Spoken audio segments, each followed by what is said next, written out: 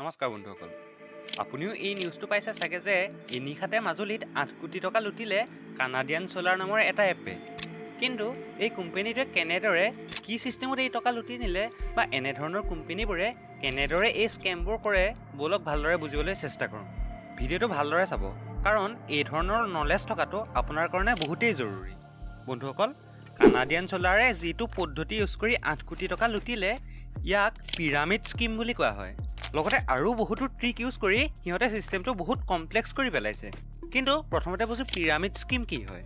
এইটো অলপ MLM কোম্পানীবোৰৰ দৰে হয়। ইয়াত আপোনাক কোৱা হয় যে আপুনি কোনোবা এটা এপত ইমান টকা, ধৰি লওক 100 টকা বা 150 টকা বা 200 টকা ইনভেষ্ট কৰক, আপোনাৰ 500 টকাৰ বা 1000 টকাৰ লাভ হ'ব। লগতে আপুনি যদি আৰু 3জন মানুহক গোটাব পাৰে, তেতিয়া সিহঁতে যেতিয়া ইনভেষ্ট কৰিব সিহঁতৰো কিবা এটা পাৰ্চেণ্টেজ কমিশ্যন আপুনি পাব। একেদৰে সেই 3জন মানুহে যেতিয়া আৰু মানুহক ৰেফাৰ কৰিব, তেতিয়া সিহঁতৰ পৰা আৰু এটা সৰু কমিশ্যন আপোনাৰ একাউণ্টত সোমাব।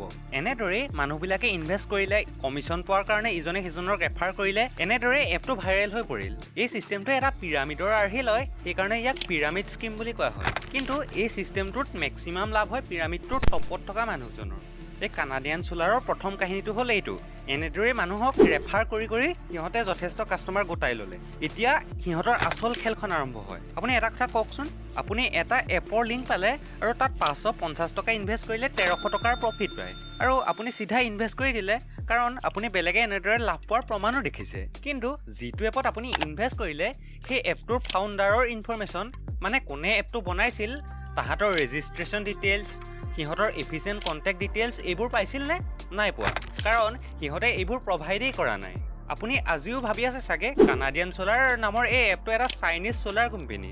কিন্তু নহয়, আটাইতকৈ গুৰুত্বপূৰ্ণ কথা যে মানুহে যিটো এপত ইনভেষ্ট কৰিছিল কানাডিয়ান সোলাৰ বুলি, সেইটো সেই কানাডিয়ান সোলাৰৰ অফিচিয়েল এপ নহয়েই। সেইটো ইণ্ডিয়াত কিছুমান ফ্ৰডে এই কোম্পানীটোৰ নাম লৈ ফেককৈ বনাইছিল এই এপটো। কিন্তু কোনেও গমেই নাপালে যে এইটো এটা ফেক এপ। আৰু এই কথাটো মেইন কানাডিয়ান সোলাৰ কোম্পানীটোৱে কেতিয়াবাই নিউজত আৰু সিহঁতৰ অফিচিয়েল ৱেবছাইটতো প্ৰকাশ কৰিছিল। কিন্তু মানুহবিলাকে এইটো গুৰুত্বই নিদিলে। এতিয়া কথা হ'ল, ইহঁতে প্ৰথমতে অলপ সৰু সৰু ইনভেষ্টমেণ্ট মডেল দুটামান লৈ আনিলে। ধৰক 550 টকা ইনভেষ্ট কৰিলে 1200 টকাৰ লাভ হ'ব, 2800 টকা ইনভেষ্ট কৰিলে 7000 টকাৰ লাভ হ'ব। এনেধৰণে মানুহবোৰে যেতিয়া ইনভেষ্ট কৰি লাভ পাবলৈ ধৰিলে, ক্ৰমান্বয়ে এপটোক বিশ্বাস কৰিবলৈ ধৰিলে। তেতিয়া ইহঁতে কি কৰিলে, ক্ৰমান্বয়ে অলপ ডাঙৰ ডাঙৰ পেকেজ কিছুমান সিহঁতে আনিবলৈ ধৰিলে। এই ধৰক 10,000 টকাৰ ইনভেষ্টমেণ্ট, 50,000 টকাৰ ইনভেষ্টমেণ্ট, কিছুমানে লাখ টকালৈকে লৈ গ'ল। আৰু মানুহবোৰে পইচাৰ লালসাত এই এপটোত সৰহ টকা ইনভেষ্ট কৰিবলৈ ধৰিলে, কাৰণ এপটোৰ ওপৰত বিশ্বাসো হৈ গৈছিল, কাৰণ সিহঁতে যিটো ৰিটাৰ্ণ পাব লাগে সেইটো পাইছিল প্ৰথম অৱস্থাত। এনেকৈ সৰহ ইনভেষ্টমেণ্ট কৰাৰ ফলত যেতিয়াই কোম্পানীটোৱে এটা মোটা অংকৰ ধন সিহঁতৰ হাতত জমা হ'ল, তেতিয়া এপটো গায়ব হ'ল, মানুহখিনিও অন্তৰ্ধান। এই সৰহীয়া ইনভেষ্টমেণ্টবোৰ কৰাৰ পিছতে ক্ৰমান্বয়ে মানুহবোৰৰ উইথড্ৰল প্ৰব্লেম হ'বলৈ ধৰিলে, এপটো অ'পেন নোহোৱা হ'ল, এপটোৱে কাম নকৰা হ'ল, মানুহবিলাকে উইথড্ৰ কৰিব নোৱাৰা হ'ল, আৰু সেই এপটো ক্ৰমান্বয়ে বন্ধ কৰি দিলে। এনেধৰণৰ বহুতো ফেক ৱেবছাইট বা এপ ডাঙৰ ডাঙৰ কোম্পানীবিলাকৰ নামত ওলাই থাকে, কিন্তু এই সকলোবিলাক ফেক এপ হয়। আপুনি অলপ ভালদৰে ভাবি চালেই বুজি পাব যে শ্বেয়াৰ মাৰ্কেটৰ লাইনত এনে কোনো কোম্পানী নাই য'ত ইমান শ্বৰ্ট টাৰ্মত ইমান বেছি ৰিটাৰ্ণ দিব পাৰে। আপুনি যদি দেখে যে ইমান শ্বৰ্ট টাৰ্মত বহুত টকাৰ ৰিটাৰ্ণ দিছে, তেতিয়া আপুনি গম পাব যে এইবিলাক স্কেম হ'ব। এইটো শ্বেয়াৰ মাৰ্কেটৰ পৰা সম্পূৰ্ণ পৃথক হয়। আপুনি যদি প্ৰকৃততে শ্বেয়াৰ মাৰ্কেটত যাব বিচাৰে, প্ৰকৃততে ইনভেষ্ট কৰিব বিচাৰে, ক্ৰ'ৰ, আপষ্টক্স এনেকুৱা ভাল ভাল ট্ৰাষ্টেড এপবিলাকত ইনভেষ্ট কৰক। সিহঁতে সিহঁতৰ কথাৰে আপোনাক এনেকুৱাকৈ ব্ৰেইন ৱাছ কৰিব যে সহজ সৰল মানুহবোৰে এই ট্ৰেপটোত ইজিলি ফচি যাব।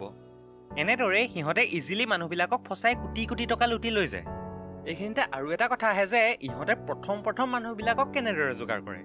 ইহঁতে কি কৰে, এপটোত জইন কৰিলে কিছুমান ৱেলকাম বোনাছ দিয়ে। এই কানাডিয়ান সোলাৰটো ফাৰ্ষ্ট ইনভেষ্টমেণ্ট কৰিলে আপোনাৰ একাউণ্টত 120 টকা সোমোৱাই দিয়ে। কেইটামান এপত দেখিছোঁ যে সিহঁতে ডেইলি লগ ইন কৰিলেও 10 টকা বা 15 টকাকৈ দিয়ে। কিন্তু সেইটো বেংক একাউণ্টত নহয়, সেই এপটোত সোমাই আপোনাৰ সেই লগ ইন কৰি ডেইলি লগ ইন কৰি 300 বা 400 টকামান গোট খালেহে সেইখিনি উইথড্ৰ কৰিব পাৰি। কিন্তু সেইখিনি উইথড্ৰ কৰিব পৰা হোৱালৈ কোম্পানীটোৱে গায়ব হৈ যায়। গতিকে সেইখিনি টকাও আপুনি নাপায়, কিন্তু আপুনি লোভত পৰি ক্ৰমান্বয়ে ইনভেষ্ট কৰিবলৈ আৰম্ভ কৰি দিয়ে কোম্পানীবিলাকত। এষাৰ কথা আছে যে ন' business can make U billionaire overnight. গতিকে এই ফ্ৰডবোৰৰ পৰা বাচি থাকক। এনে কোনো নতুন মানুহে নতুন এপ এটা যদি আপোনাক দিয়ে শ্বেয়াৰ কৰেও আপুনি সেইটো ঘপককৈ বিশ্বাসো নকৰিব।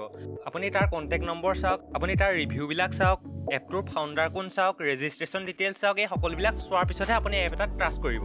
আৰু যদি সঁচাকৈয়ে আপুনি জীৱনত সফল হ'ব আৰু ধনী হ'ব বিচাৰে, কোনো শ্বৰ্টকাট নিবিচাৰিব। বাওঁফালৰ ভিডিঅ'টোত ক্লিক কৰিলে বিলিয়নাৰসকলৰ মাইণ্ডছেটটো বুজিব পাৰিব।